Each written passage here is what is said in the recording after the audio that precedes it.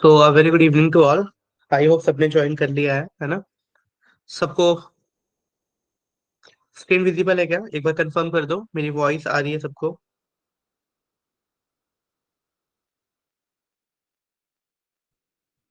Clear है सब, है ना? चलो। यस।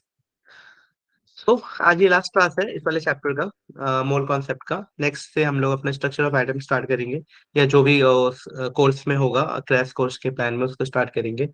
तो कुछ क्वेश्चंस हैं इसके और उसको करते हैं। तो थोड़ा सा मैं आप लोगों को क्विकली रिवाइज करा देता हूँ जो कल हम लोगों ने किया था, ताकि तुम्हें थोड़ा सा आइडिया लग जाए कि कल क्या क्या किया था, और उसकी मदद से अगर कोई क्वेश्चन हो तो उसको सॉल्व कर सको। ठीक है?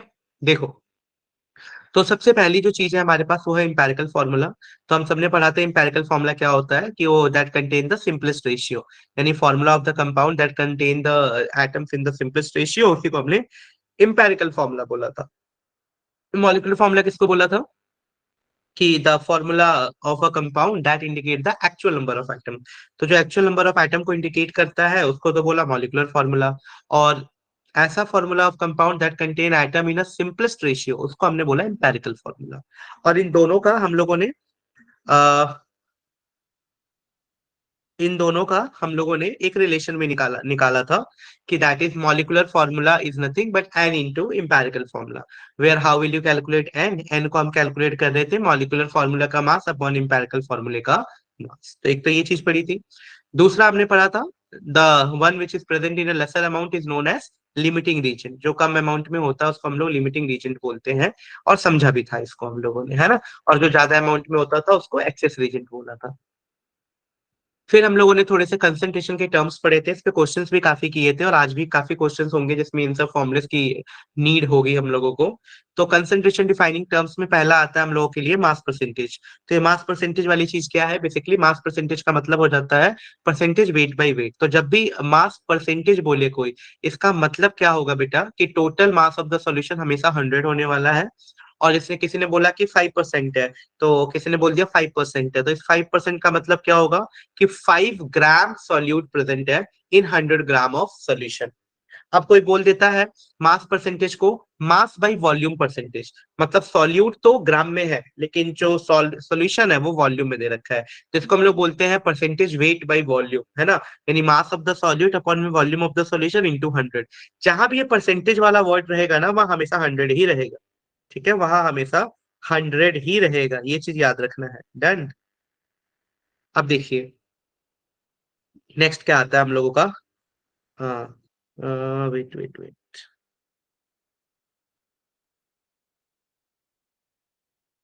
हम्म तो नेक्स्ट आता है हम लोग का मास बाई वॉल्यूम पर, हो गया वॉल्यूम बाई वॉल्यूम परसेंटेज। तो इसमें जो सॉल्यूट है वो भी वॉल्यूम दे रखा होगा उसका, यानी volume of the solute upon में volume of the solution into 100।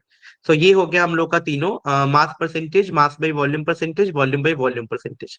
Next आता है बेटा हम लोग का मोलैरिटी। क्या आता है? मोलैरिटी। की मोलैरिटी कैसे फाइंड आउट करोगे?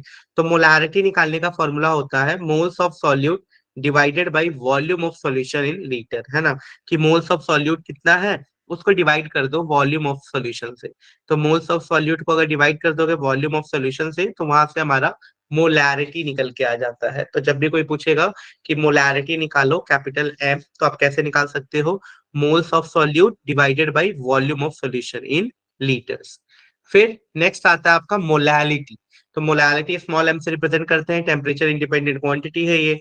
और इसका फॉर्मूला क्या होता है? Moles of solute divided by mass of the solvent. तो यही फर्क है, मोलैलिटी में मास ऑफ द सॉल्वेंट आता है और मोलैरिटी में वॉल्यूम ऑफ द सॉल्यूशन आता है। तो ये दो बिग डिफरेंस है मोलैरिटी मोलैलिटी में। ठीक है? फिर लास्ट था मोल फ्रैक्शन और पार्ट्स पर मिलियन, तो इसको भी देख लेते हैं। तो मोल फ्रैक्शन में क्या था? Mole fraction is basically nothing but moles of the component divided by total number of mole present in the solution. अगर मान लो कोई सॉल्यूशन है, उसके अंदर दो तीन मोल डाल दिए और बोला कि आप ए का बताओ मोल फ्रैक्शन कितना होगा, तो number of mole of A divided by total number of mole, that is A B और सी, है ना। उसी तरीके से किसी ने मोल फ्रैक्शन बोला हम लोगों को निकालने के लिए बी का, तो मोल ऊपर ले लेते मोल फ्रैक्शन। अगर किसी ने बोल दिया बी का निकालने के लिए, तो mole of B divided by total number of mole, that is A B और सी। तो जिसका निकालना होता है उसके मोल को ऊपर लो और नीचे टोटल मोल को रख लो। ठीक। फिर आ गया हम लोग का ppm of solute in solution, यानी पार्ट्स पर मिलियन। तो पार्ट्स पर मिलियन कौन सा कंसंट्रेशन टर्म्स है, जबकि परसेंटेज होता है उसमें 100 से मल्टीप्लाई कर रहे थे, इसमें मिलियन से मल्टीप्लाई करेंगे, यानी 10 की पावर 6 से। यानी ये हो जाएगा मास of the solute upon mass of the solution into 10 की पावर 6। ठीक है, तो 1 मिलियन हो गया ये। अब नेक्स्ट था इसमें हम लोगों का, जो हमने पढ़ा था कल, कि किस तरीके से मोल को हम लोग इक्वेट करते हैं। ठीक है, अगर मोल से मास निकालना हो और इसका रिलेशन लगाना हो तो क्या करेंगे, तो मोल फ्रॉम मास यानी given mass upon molar mass is equal to mole. From number से अगर रिलेट करना हो तो mole is equal to number of item और molecule divided by Avogadro number, है ना। तो मोल को कैसे लिख सकते हैं, नंबर ऑफ आइटम्स और molecule divided by Avogadro number. उसी तरीके से अगर मुझे वॉल्यूम से इक्वेट करना हो तो मैं कैसे निकाल सकता हूँ, गिवन वॉल्यूम एट एसटीपी और NTP divided by 22.4 litre, divided by 22.4 litre. तो इस तरीके से मैं इसको भी कंपेयर कर सकता हूँ। तो ये मोल निकालने का तरीका हो जाएगा, by using mass, by using number, by using volume. ठीक है, तो आई होप यहाँ तक सबको क्लियर है। अब कुछ क्वेश्चंस हैं जो हम लोग करने वाले हैं, ये थोड़ा सा आपको रिवाइज करा दिया ताकि आपको ध्यान रहे थोड़ा। अब हम कुछ क्वेश्चंस करने वाले हैं, तो ध्यान से बताना सभी लोग, और सबको सॉल्व भी करना है, ठीक है। तो ये क्वेश्चन है बेटा, बोला गया है आपको क्या निकालने के लिए बोला गया है, जल्दी बताओ। तो आपको बोला गया है कि the density of 1 molar solution of compound x is this. Now what is the correct option for the molality of solution. Molar mass is given 85, आपको मोलालिटी निकालना है। तो देखो दो तरीके से ये क्वेश्चन हो सकता है, एक तो जिसको मोलालिटी मोलालिटी में एक रिलेशन होता है वो याद हो, बड़ा सा फॉर्मूला है, तो मैं कभी सजेस्ट नहीं करूंगा कि इतना बड़ा फॉर्मूला याद रखो। तो तुम ऐसे भी निकाल सकते हो by just using your concept, है ना। तो क्या है वो कॉन्सेप्ट देखो, तो हमें निकालना है मोलैलिटी, और हमें दे क्या रखा है, 1 मोलर सॉल्यूशन, यानी मोलैरिटी दे रखा है। ठीक है, अब देखो हम डेंसिटी का यूज करेंगे, सबसे पहले जो निकालना है उसको लिख लो। तो मोलैलिटी निकालना है, तो मोलैलिटी क्या होता है बेटा, nothing but number of moles, number of moles divided by mass of solvent, mass of solvent. ठीक है, केजी में। तो यही तो होता है। तो नंबर ऑफ मोल्स निकाल लेते हैं, तो नंबर ऑफ मोल्स कैसे निकलेगा, कैसे समझोगे। तो सबसे पहले डेंसिटी दे रखी है और 1 मोलर सॉल्यूशन दे रखा है। तो भाई 1 मोलर सॉल्यूशन का मतलब क्या होता है, तो 1 मोलर सॉल्यूशन का मतलब होता है कि 1 मोल, 1 मोल इन 1 लीटर सॉल्यूशन, कि 1 लीटर सॉल्यूशन में 1 मोल डिसॉल्व है, उसी को बोलते हैं 1 मोलर का सॉल्यूशन। अब देखो भाई, यानी मोल तो पता लग गया 1 है, निकालना कुल क्या है, मास ऑफ द सॉल्वेंट, यही मेन काम है। तो डेंसिटी दे रखा है, तो डेंसिटी इज इक्वल टू रख दो mass of, mass upon volume होता है ना, तो लिख दो density is equal to mass of solution divided by volume of the solution. तो आप क्या करो, यहाँ से मास ऑफ द सॉल्यूशन निकालेंगे। ठीक है, सॉल्यूशन का मास निकालेंगे, मास ऑफ द सॉल्यूशन। तो डेंसिटी कितना है, 1.25। वॉल्यूम कितना है बेटा, तो वॉल्यूम है यहाँ पे 1000 ml में कर दे रहा हूँ। तो ये कितना हो गया जल्दी बताओ, तो ये हो गया आपका 1.25 इंटू 1000, है ना। तो सिंपल है एकदम, अगर इसको 2 जीरो से 2 जीरो कैंसिल कर लो, तो ये हो गया 1250 ग्राम। तो 1250 ग्राम आ गया है मास ऑफ द सोल्यूशन। अब मास ऑफ द सॉल्यूशन ये आया, लेकिन हमें तो मास ऑफ द सॉल्वेंट चाहिए भाई, समझ रहे हो ना, मास ऑफ द सॉल्वेंट चाहिए आपको।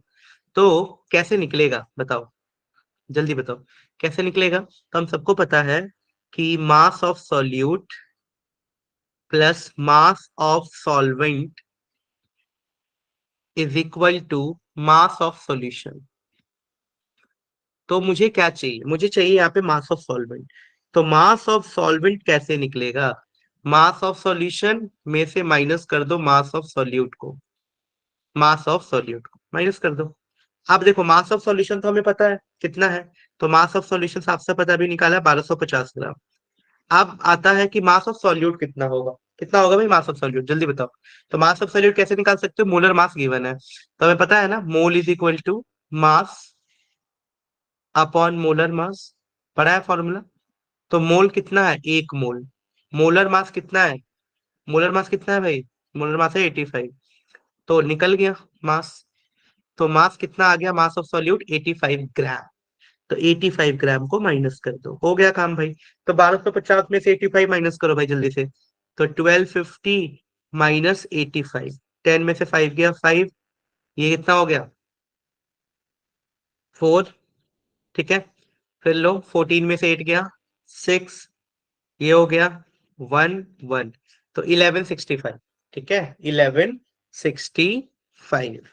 सो ये हो गया है भाई आपका 1165। तो चलो देखते हैं, 1165 ये निकल के आ गया मास ऑफ द सॉल्वेंट। तो हो गया भाई number of mole divided by, तो नंबर ऑफ मोल कितना था, साफ नंबर ऑफ मोल पता लग गया। तो ये नंबर ऑफ मोल था एक, मास ऑफ सॉल्वेंट ग्राम में आया है याद रखना। तो 1165 ग्राम में आया है, तो इसको वो कर देते हैं थाउजेंड में, थाउजेंड से मल्टीप्लाई कर दिया किलोग्राम में करने के लिए। तो 1000 अपॉन 1165 सॉल्व कर लो 0.858। तो ये बिल्कुल करेक्ट है, यानी कौन सा ऑप्शन हुआ, डी। जल्दी बताओ भाई, समझ आया क्या सबको, एक बार कंफर्म कर दो। सबको समझ आया कैसे कैसे निकाला। सीधा मैं फॉर्मूला भी यूज कर सकता था, एक फॉर्मूला भी बता देता हूँ तुम लोगों को, जो डायरेक्टली रिलेशन है इसका मोलैरिटी और मोलैलिटी का, डेंसिटी को यूज करके। और एक ये तरीका, ये कन्वेंशनल तरीका है, इसमें हर एक चीज को यूज किया जो जो गिवन था और निकाल दिया। जल्दी से बताओ आप लोगों को क्लियर हुआ कि नहीं है।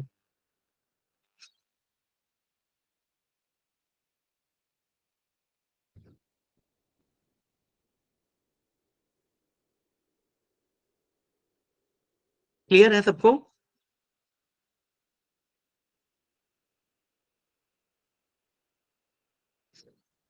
चलो, वो जो फॉर्मूला था उसको मैं लिख देता हूँ यहाँ पे, ठीक है, ठीक है बेटा। मोलैलिटी और मोलैरिटी को इक्वेट करके एक फॉर्मूला बनाते हैं हम लोग, जिससे आप डायरेक्टली लगा सकते हो फॉर्मूला। अगर आपको ये पूरा कैलकुलेशन नहीं करना है तो वो फॉर्मूला क्या होता है, 1000 into molarity, 1000 into molarity divided by 1000 into D minus molarity into molecular weight, ठीक है। तो ये फॉर्मूला भी आप डायरेक्टली लगा सकते हो जब भी आपको डेंसिटी दे रखा हो और मोलैलिटी निकालना हो यूजिंग मोलैरिटी, तो आप ये फॉर्मूला लगा सकते हो। That is 1000 into M upon 1000 into D minus M into M W. तो सीधा आप ये फॉर्मूला यूज करके भी कैलकुलेट कर सकते हो, ठीक है। चलो खैर, हम चलते हैं अपने नेक्स्ट क्वेश्चन पे। तो नेक्स्ट क्वेश्चन हमसे बोल रहा है, the right option for the mass of CO2 produce by heating 20 gram of 20% pure limestone. तो बड़ा अच्छा क्वेश्चन है ये। The right option for the mass of CO2 produce by heating 20 gram of 20% pure limestone. तो चलो देखते हैं भाई ये क्या बोल रहा है ये। सबसे पहले इक्वेशन देखते हैं। तो ये हो गया CaCO3, ये COCA3 डिकम्पोज हुआ CaO प्लस CO2 में। साफ साफ दिख रहा है। आपको बताना है मास ऑफ CO2 प्रोड्यूस, इसका मास बताना है by heating 20 gram of 20% pure limestone, यानी 20 ग्राम। तो यहाँ से एक चीज बड़े अच्छे से बता सकते हो, क्या बता सकते हो भाई बताओ। तो यहाँ से एक चीज आप बता सकते हो क्या, कि भाई 1 मोल, यानी इसका मॉलिक्यूलर वेट निकालो पहले। अगर आप इसका मॉलिक्यूलर वेट निकालते तो कितना आता, ठीक है। तो इसने बोला है 20% ऑफ 20 ग्राम, कि 20% ऑफ 20 ग्राम, इसका मतलब क्या है भाई, वेट ऑफ प्योर लाइमस्टोन। तो पहले तो ये निकाल देते हैं कि वेट ऑफ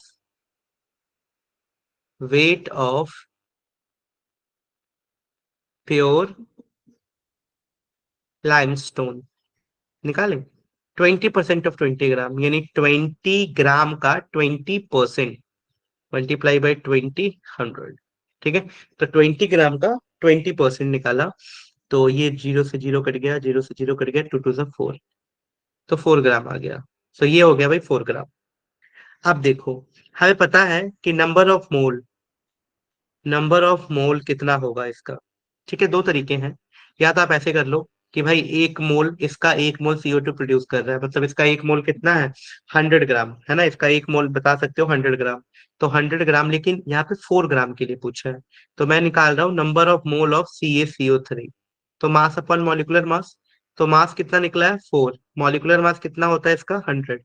तो इसका नंबर ऑफ मोल कितना आ गया 0.04, नंबर ऑफ मोल कितना आ गया 0.04। तो हमें साफ साफ पता लग गया भाई कि जब इसका 1 मोल 1 मोल CO2 बना रहा है, तो 0.04 मोल 0.04 मोल CO2 बनाएगा। ये तो सीधा मोल कॉन्सेप्ट से आप बता सकते हो, है ना। अब आपको मास निकालना है, तो भाई 0.04 मोल बन रहा है। क्या बन रहा है? Mole of CO2 will form. तो इसका मास क्या होगा? तो इसका मास निकाल दो। तो इसका मास हो जाएगा भाई 0.04 मोल ऑफ CO2। इसका अगर आप मास निकालने जाओ तो again N is equal to mass upon molecular mass 44। N की वैल्यू है 0.04 into 44 is equal to M। तो ये कितना आ गया? ये आ गया 1.76 ग्राम। 1.76 ग्राम। तो ऑप्शन ए बिल्कुल करेक्ट है। ठीक है, ऑप्शन ए बिल्कुल ही करेक्ट है यहाँ पे। तो इस तरीके से हम इसको फाइंड आउट कर सकते हैं। क्लियर है? बताओ एक बार जल्दी।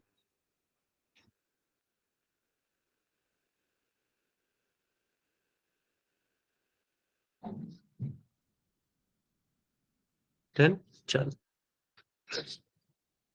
the density of the solution is 2.15 gram per milliliter, then mass of 2.5 milliliter solution in correct significant figure is। तो फिर से आपको एक डेंसिटी दे रखा है और बोल रहा है कि आपको डेंसिटी गिवन है ना। और आपको बोला है the mass of 2.5 ml solution, यानी मास ऑफ सोल्यूशन निकालना है। तो चलो देखते हैं। सबसे पहले डेंसिटी, अगेन वही formula, density is equal to mass upon volume. हमें मास निकालना है, तो mass is equal to density into volume. अब डेंसिटी कितना दे रखा है? 2.15 ग्राम। वॉल्यूम कितना दे दिया है? 2.5। तो मल्टीप्लाई करो भाई, कितना आ गया? 5.317, 375, सॉरी। ठीक है, तो ये आ गया। यहाँ मैं दोबारा लिख देता हूँ। मास की जो वैल्यू आई है, mass of solution comes out to be 5.375 gram. अब क्या बोला है? In correct significant figures. तो भाई कितने सिग्निफिकेंट सिग्निफिकेंट फिगर्स में लिखना है इसको? तो लिख दो भाई। इसको सिग्निफिकेंट फिगर्स में कैसे लिखोगे? जब भी हमें पता है एक चीज, कि जैसे मान लो ये वैल्यूज है ना। अब हमें पता है कि ये तो 5 है, इसकी नेक्स्ट वैल्यू क्या है? 7। तो जब भी वैल्यू 5 से ज्यादा होती है तो हम इसको एक बढ़ा देते हैं। यानी इसको मैं लिख सकता हूँ क्या? 5.4। तो ये हो गया करेक्ट। ठीक है, तो सिंस 2.5 है द टू सिग्निफिकेंट फिगर्स, 2.5 में कितने सिग्निफिकेंट फिगर्स थे? दो, है ना। So the mass of solution in correct significant figure will be 5.4। तो इस तरीके से आप लिख सकते हो 5.4। ये बिल्कुल करेक्ट आंसर है। ठीक है, समझ आया क्या सबको?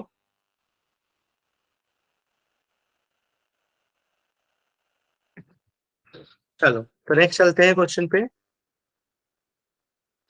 In 1 molar solution that contains 0.5 mole of solute, there is। तो बोला है कि आपके पास अगर 1 मोलर सॉल्यूशन है, मतलब मोलालिटी की बात कर रहा है, that contain 0.5 moles of solute, तो यहाँ पे सॉल्वेंट कितना होगा? तो हम सबको पता है यार, molality is equal to nothing but number of moles divided by mass of solvent.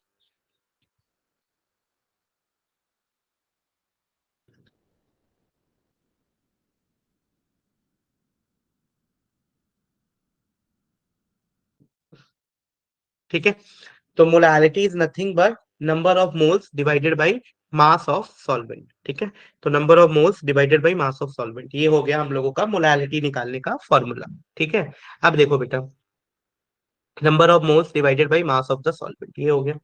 अब क्या करना है हम लोगों को? तो यहाँ पे साफ साफ बोला है 1 मोलर सोल्यूशन, मतलब मोलालिटी हो गई 1। ठीक है, number of moles that contain 0.5 मोल। तो यहाँ पे आप रख दो 0.5 मोल। नंबर ऑफ मोल कितना दे रखा है? 0.5।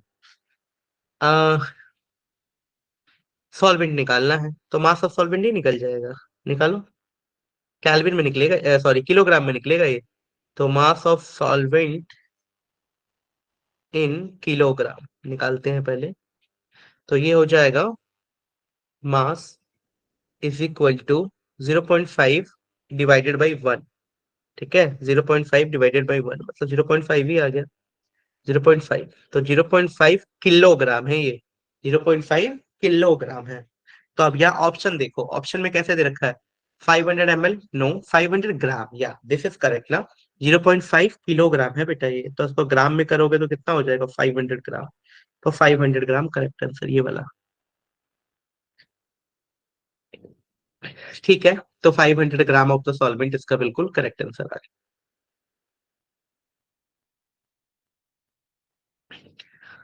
समझ आ गया क्या सबको, जल्दी बताओ।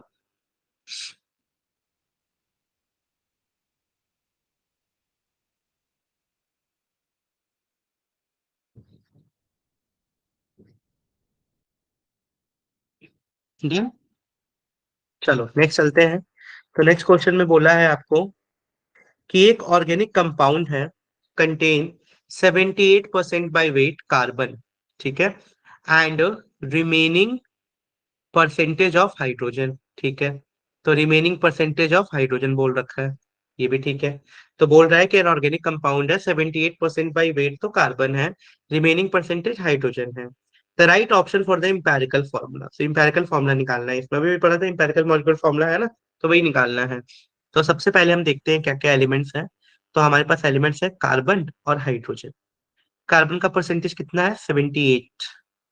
तो इसका कितना होगा भाई, 78 और 280, 22। मोलर मास बताओ इसका, 12, इसका 1। मोल बताओ, मास अपॉन मोलर मास, यानी 78 डिवाइडेड बाई 12, और ये आ गया 22 डिवाइडेड बाई 1। कितना आएगा ये, 12×6 = 72, ऑलमोस्ट 6 पॉइंट समथिंग है ना। तो अगर आप देखो कितना आ जाएगा ये, सॉल्व करो फटाफट। तो इसको अगर आप सॉल्व करते हो तो ये आ जाएगा 6.5 समथिंग, 6.5। ये कितना आएगा, 22। अब छोटा वैल्यू क्या है, 6.5 ही है, तो 6.5 से डिवाइड कर दो, इधर 22 को डिवाइड करो 6.5 से। तो ये तो वैल्यू 1 आ गई, ये 6×3 = 18, 18, फिर बच जाएगा 3 पॉइंट समथिंग लगा 3। तो 3.3 आ गया। अब क्या करें भाई, तो मोलर रेशियो बनाते हैं। तो सिंपलेस्ट होल रेशियो बन जाएगा क्या, ये बिल्कुल बन गया भाई। ये 1 और ये ऑलमोस्ट 3 है ना। ये ऑलमोस्ट क्या है, 3 है। तो फॉर्मूला क्या हो गया, CH3। क्या हो गया, CH3। तो CH3 ये इसका फॉर्मूला हो गया। ठीक है, मान लो बेटा यहाँ पे 3.3 ना होके इसकी वैल्यू अगर मान लो 3.5 आता और एक 1 आता, फिर क्या करते, फिर आप इसको मल्टीप्लाई करते, 3 5 × 2 × 2, तो ये 2 होता, ये 7 होता। फिर आप लिखते इसको C2H7। ठीक है, और ऐसा कोई ऑप्शन में है भी नहीं, तो इसको 3 एज्यूम किया है, 3.3 को। तो CH3 करेक्ट ऑप्शन हो गया। डन।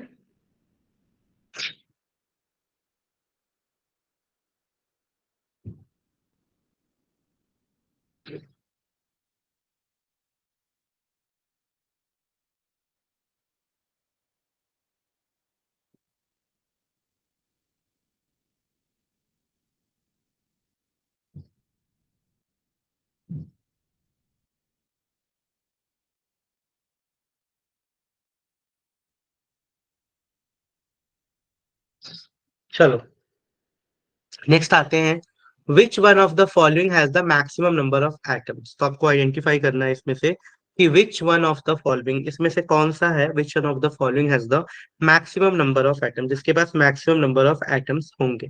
ठीक है, सो आपको आइडेंटिफाई करना है बेटा इसमें से which one of the following has the maximum number of atoms. ठीक है, करो। सो एक है आपके पास 1 ग्राम मैग्नीशियम, फिर है 1 ग्राम O2, 1 ग्राम लिथियम, 1 ग्राम सिल्वर। सबका मॉलिक्यूलर मास दे रखा है और आपको बताना मैक्सिमम नंबर ऑफ आइटम्स किसके पास होंगे। तो कैसे बताओगे भाई, बताओ क्या फॉर्मूला बताया था आप लोगों को नंबर ऑफ मैग्नीशियम एटम का। देखो कैसे निकालते हो, तो हम सबको पता है यार कि 1 mole, 1 mole is equal to Avogadro number 6.02 into 10⁻23 number of atoms, और 1 ही मोल मॉलिक्यूलर मास के इक्वल भी होता है। 1 mole is also equal to molar mass. अब देखो इसी दो को इक्वेट कर दो, यानी मोलर मास इधर लो और इसको इक्वेट कर दो एवोगेड्रो नंबर। एवोगेड्रो नंबर का मतलब ये है 6.023 10⁻23 आइटम्स, मॉलिक्यूल्स और आयन। ठीक है, अब देखो बेटा, अगर मैं बात करूं 1 ग्राम, तो मैग्नीशियम का मोलर मास होता है 24। तो 24 ग्राम में एक एवोगेड्रो नंबर, इतने एटम्स आएंगे। तो 1 ग्राम में कितना आएगा, Na/24। डन। अब आ जाओ O2, तो 32, ये गलत लिखा हुआ है, atomic mass of O is 24, this is not true. ठीक है। अब देखो, हमें पता है O2, तो O2 क्या है, 1 ग्राम। तो 32 gram of O2 contain Na, 32 ग्राम। तो हमें बताना है कि एटॉमिक मास ऑफ O दे रखा है ना, 16 दे रखा है, होना चाहिए था यहाँ पे 16। तो O2 का है ये। तो 32 ग्राम Na के इक्वल होता है। तो 1 ग्राम किसके इक्वल होगा बेटा, Na/32। Similar 1 gram of lithium, तो लिथियम का 7 ग्राम इक्वल होगा Na के इक्वल। तो 1 ग्राम किसके इक्वल होगा बेटा, Na/7। डन। लास्ट है सिल्वर, तो ये हो जाएगा Na/108। तो भाई विच ऑफ द मैक्सिमम बताना है, तो मिनिमम कौन है भाई, 108। सबसे बड़ी वैल्यू नीचे है, डिनोमिनेटर में वैल्यू ज्यादा है भाई, नीचे 108। 732/24, सबसे छोटा 7 आ रहा है ना, सी ऑप्शन। तो ये करेक्ट होगा, क्योंकि यहाँ पे देखो ना एवोगैड्रो नंबर है 6.023 10⁻23 डिवाइडेड बाई 7 ओनली। बाकी सब में देखो, किसी में 24 है, किसी में 32 है, किसी में 108 है। तो सबसे कम वैल्यू नीचे किसके है, लिथियम के। तो 1 ग्राम ऑफ लिथियम में मैक्सिमम नंबर ऑफ एटम्स होंगे। तो कोई पूछता है कि which one of the following has the maximum number of atom, तो सीधा बोल देना 1 ग्राम ऑफ लिथियम। तो 1 ग्राम ऑफ लिथियम के अंदर सबसे ज्यादा मैक्सिमम नंबर ऑफ एटम्स होंगे। क्लियर है। चलो, अब आपको बताना है, ये नेक्स्ट क्वेश्चन है आपके लिए, कि the number of protons, neutrons and electrons in this. तो आपको ल्यूटेरियम दे रखा है, ठीक है। इस ल्यूटेरियम के अंदर आपको बताना है, तो ये बड़ा सिंपल क्वेश्चन है वैसे। ल्यूटेरियम दे रखा है आपको, ये होगा 71, ये दे रखा है 175। डन। और पूछता है आपसे कि the number of protons, neutrons and electrons respectively, कि आप बताओ इसमें कितने number of protons, protons, neutrons और इलेक्ट्रॉन्स है इसके अंदर। क्लियर है। तो वही बताना है आपको, तो चलो देखते हैं कि क्या आ रहा है क्या नहीं आ रहा है।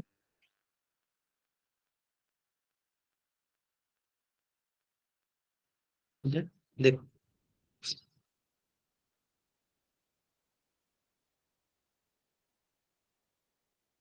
ल्यूटेरियम है 71, 175 दे रखा है आपको। हम सबको पता है बेटा कि कोई भी एलिमेंट होता है एक्स, ये जेड होता है, ये ए होता है।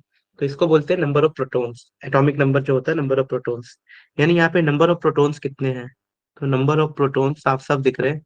नंबर ऑफ प्रोटॉन्स तो हो गए 71। हम्म। अब न्यूट्रॉन्स और इलेक्ट्रॉन्स, तो नंबर ऑफ प्रोटॉन्स और नंबर ऑफ इलेक्ट्रॉन्स हमेशा इक्वल होते हैं।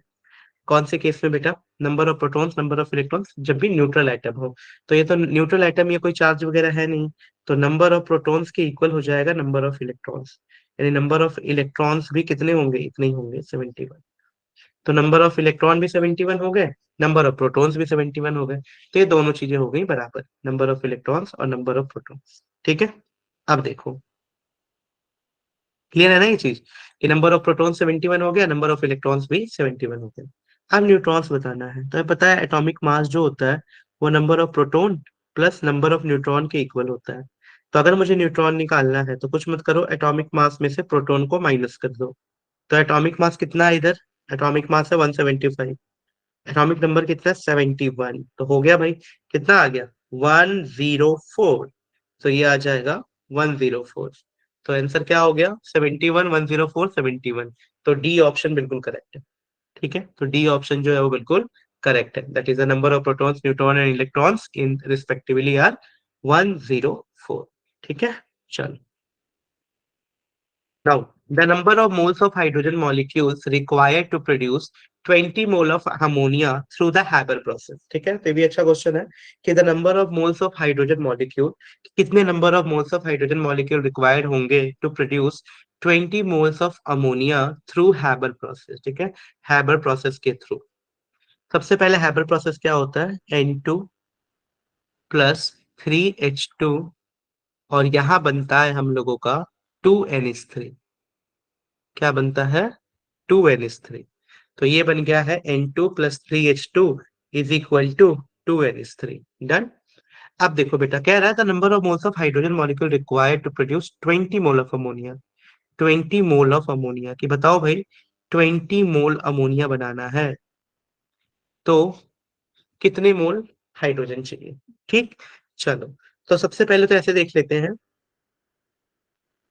कि भाई 1 मोल नाइट्रोजन रिएक्ट करके 2 मोल अमोनिया दे रहा है, यानी 3 mole of hydrogen, 3 mole of hydrogen. तो 3 मोल ऑफ H2 जो है, ठीक है, तो 3 मोल ऑफ H2 है, वो हमें क्या दे रहा है, 3 mole of H2 gives us 2 mole of NH3। और भी से 2 mole of NH3 will give 3 mole of H2 की रिक्वायरमेंट है, ऐसे भी बोल सकते हो। तो 1 मोल ऑफ NH3 को कितना होगा, 3/2 मोल ऑफ H2। और यहाँ पे दे रखा है 20 मोल। तो 20 मोल को हो जाएगा 3/2 × 20, तो 2 × 10, 10 3 30। तो कितना आ गया, 30 मोल ऑफ हाइड्रोजन की रिक्वायरमेंट होगी। तो करेक्ट आंसर क्या हो जाएगा, सी। डन। क्लियर है सबको, सी कैसे हुआ।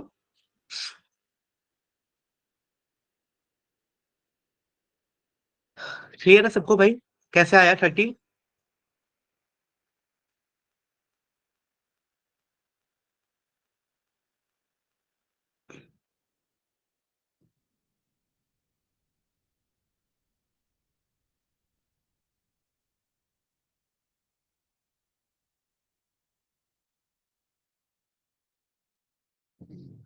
ठीक है, तो ऑप्शन सी करेक्ट आया सबका, सबका यही आ रहा होगा।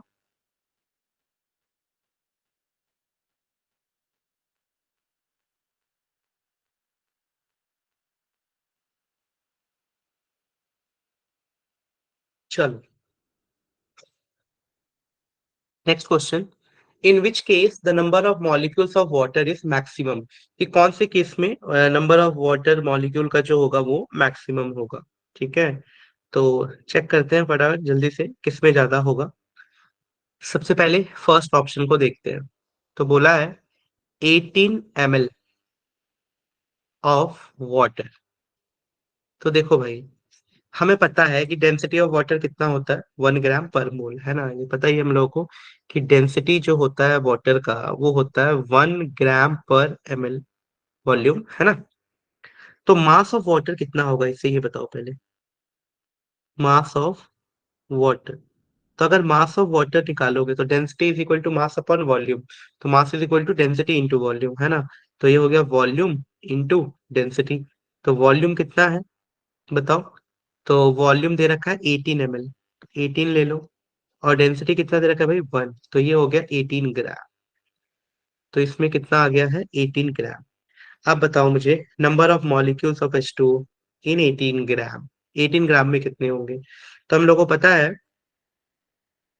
कि H2O का मोलर मास होता है, कितना होता है भाई, 18 ही होता है ना।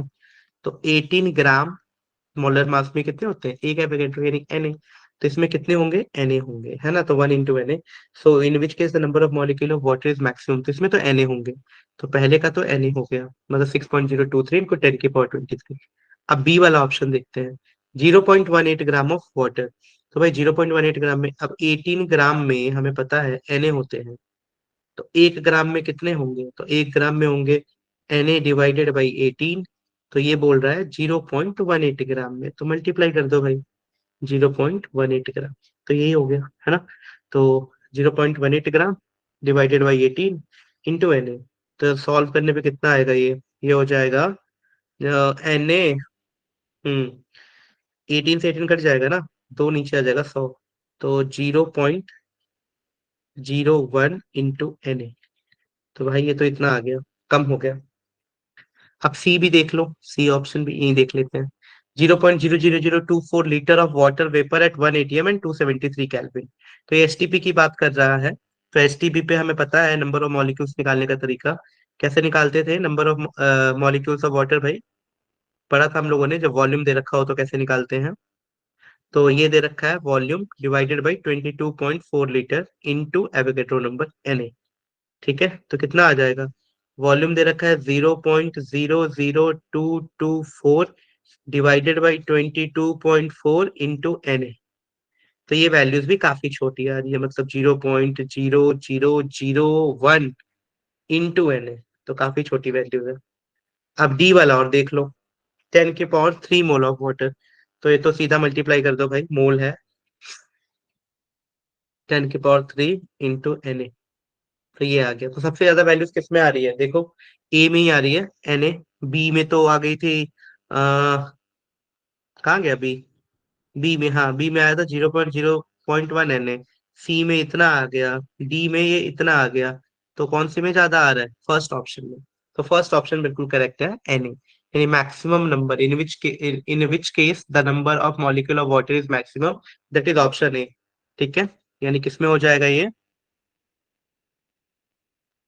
18 ml ऑफ वाटर, यानी 18 ml ऑफ वाटर में मैक्सिमम नंबर ऑफ मॉलिक्यूल्स होंगे वाटर के। ठीक है, चलो नेक्स्ट देखते हैं। Which of the following is dependent on temperature? तो बहुत सिंपल क्वेश्चन है ये, हमने पहले ही पढ़ा था कि मोलैलिटी हो गया, मास परसेंटेज हो गया, मोल फ्रैक्शन हो गया, these all are dependent on temperature, है ना, ये सब टेम्परेचर पे डिपेंडेंट करते हैं। तो मोलैलिटी नहीं, wait percentage, molality, mole fraction. तो कौन हो जाएगा भाई, जल्दी बताओ। तो ये हो जाएगा इस डिपेंडेंट ऑन टेम्परेचर। बेटा देखो इसमें ना थोड़ा सा गड़बड़ी है। गड़बड़ी इसलिए है क्योंकि यहाँ पे दो ऑप्शन सेम है ना, यानी molality, mole fraction, weight fraction, ये सभी के सभी टेम्परेचर पे कोई इंडिपेंडेंट होते हैं। तो या तो ये क्वेश्चन ऐसा होना चाहिए, which of the following is independent on temperature, है ना, इंडिपेंडेंट है ये, डिपेंडेंट नहीं है, याद रखना।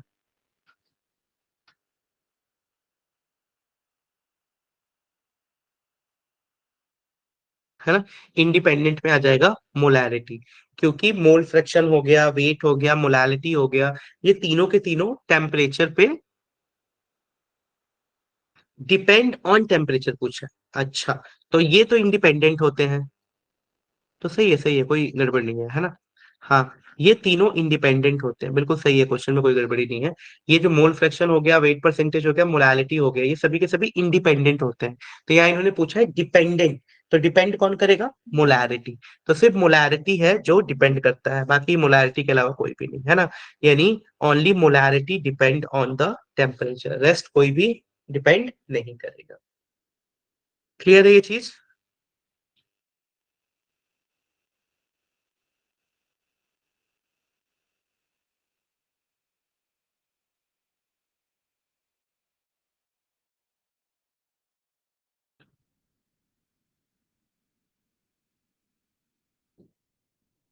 चलिए नेक्स्ट।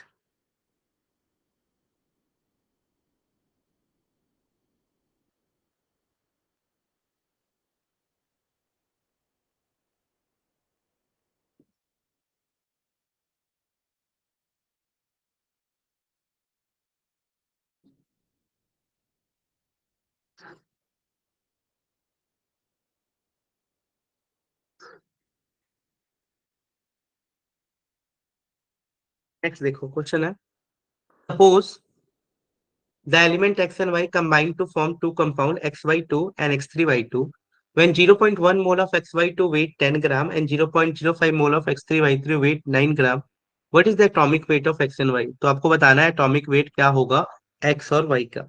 ठीक है, तो बड़ा ही इंटरेस्टिंग क्वेश्चन है ये, थोड़ा सा अच्छा क्वेश्चन है। आपको एटॉमिक वेट बताना है इन दोनों का, है ना। तो कैसे बताओगे, चलो देखते हैं। फॉर्मूला दे रखा है x y2 और x3y2। तो पहले मैं बात करता हूँ फॉर x y2। अब देखो बेटा, XY2 के लिए अगर मैं बात करूं नंबर ऑफ मोल्स की, तो नंबर ऑफ मोल्स क्या होता है? Mass upon molecular mass. तो नंबर ऑफ मोल दे रखा है 0.1, मास 10 ग्राम। मोलर मास यहाँ से निकल जाएगा क्या? मोलर मास बताओ कैसे निकलेगा मोलर मास? तो मोलर मास में क्या एक्स है और y+2 है, तो लिख सकता हूँ क्या, x+2y। डन। तो ये पहला चीज हो गया, x+2y, यानी x+2y इज इक्वल टू कितना हो गया? 10/0.1 यानी 100। तो ये पहला इक्वेशन। अब तुम दूसरा देख लो, फॉर x3y2। इसके लिए क्या बोला है? इसके लिए भी 0.1 मोल ही है क्या? 0.05 मोल है। तो 0.05 मोल, मास कितना दे रखा है? 9 ग्राम। तो 9 लो, ये हो जाएगा 3x + 2y। तो ये हो गया 3x + 2y is equal to 9/0.005, तो ये आ गया 180। अब दो इक्वेशन बन गया, अब क्या निकाल नहीं दोगे? बिल्कुल निकाल देंगे भाई। तो x + 2y दोनों इक्वेशन को ऐड करो, तो ये हो गया 3x + 2y is equal to 180, और माइनस कर दो x -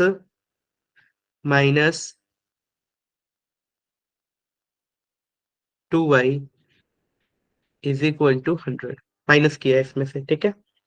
तो कैसे होगा भाई ये तो x + 2y था ना, प्लस था, हाँ। तो भाई क्या करेंगे, माइनस कर देते हैं। तो 2y में से 2y गया खत्म, 3x में से गया 2x, तो और 180 में से 100 गया 80। तो 2x इज इक्वल टू 80, तो x इज इक्वल टू आ गया 40। तो x तो भाई 40 आ गया, ठीक है। अब किसी में पुट कर दो, तो 40 + 2y इज इक्वल टू 100। तो 2y is equal to 100 - 40 is equal to 60, तो y इज इक्वल टू 30। तो एक 30 आ गया है, एक 40 आ गया है।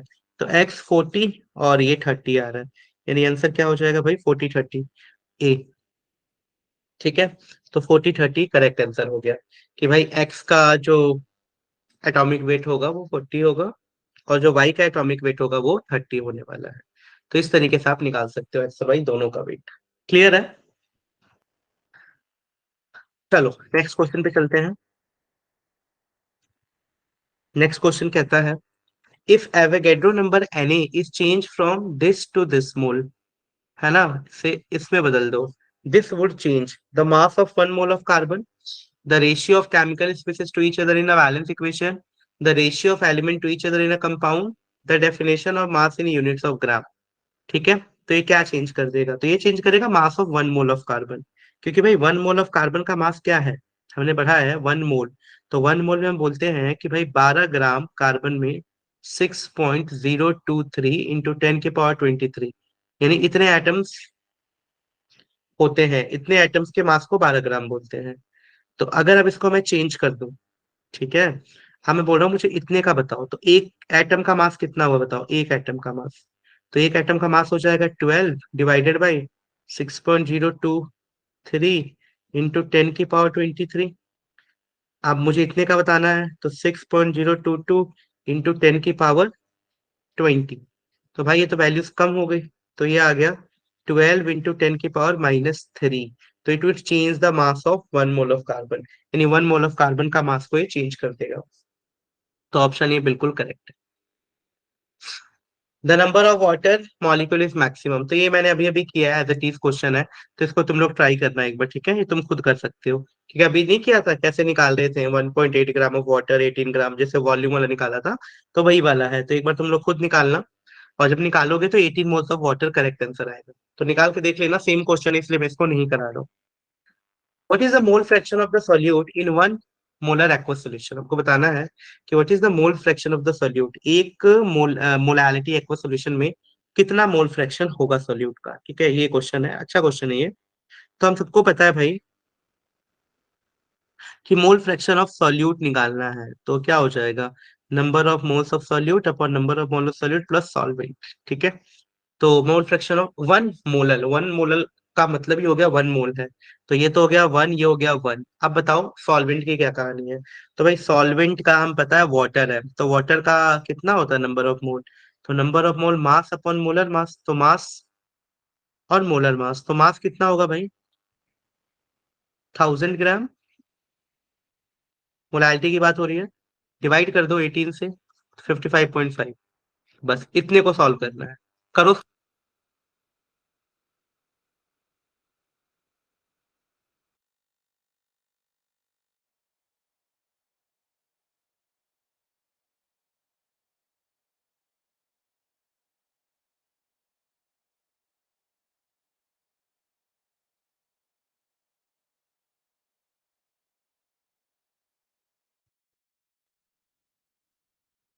आया समझ?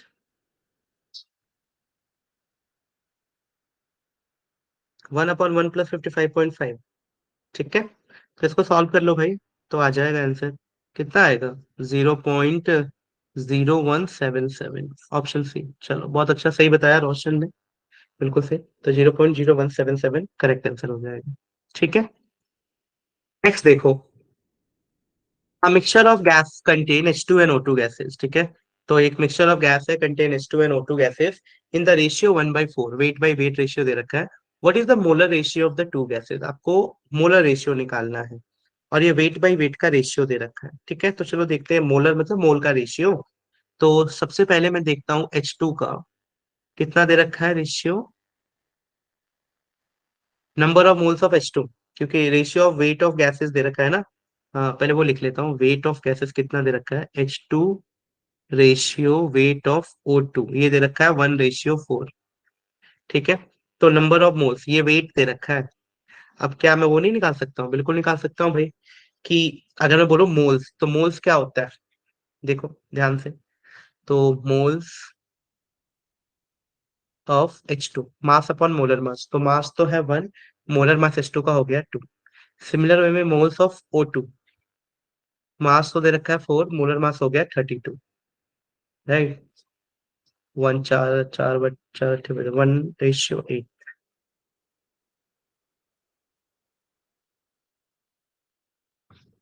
अब इन दोनों का रेशियो निकाल दो। तो 1/2, 1/8।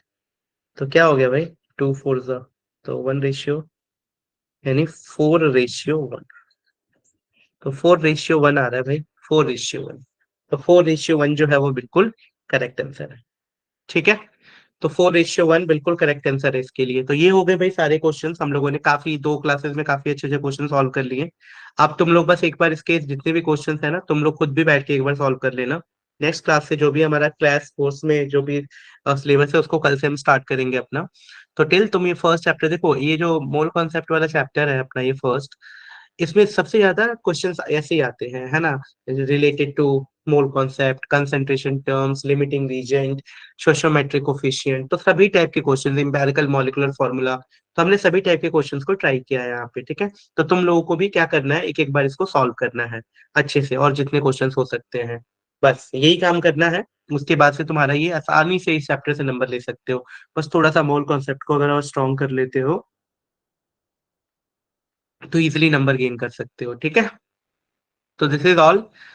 किसी को कोई भी डाउट हो तो पूछ लो एक बार, नहीं तो फिर क्लास एंड करते हैं।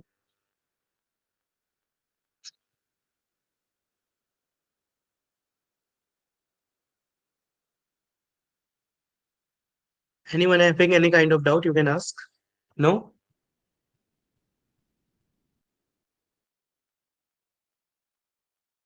चलो फिर एंड करते हैं। थैंक यू ऑल, मिलते हैं कल नेक्स्ट क्लास में, वहाँ नेक्स्ट स्टार्ट करेंगे अपना, ठीक है।